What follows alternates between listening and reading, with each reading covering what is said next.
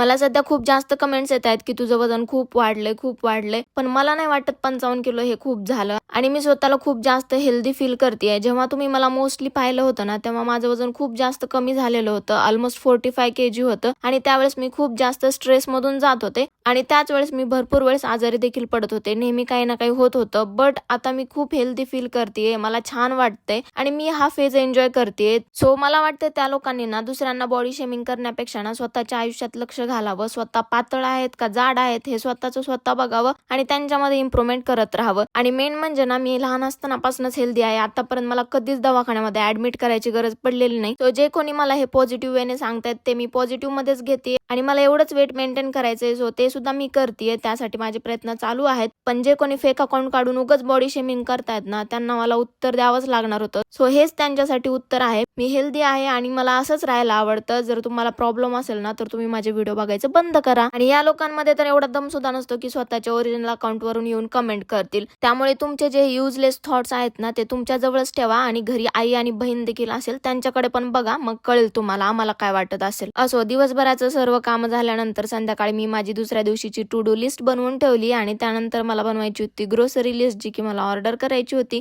So मग मी ती माझ्या जर्नलमध्ये बनवली आणि आजचा दिवस असाच गेला.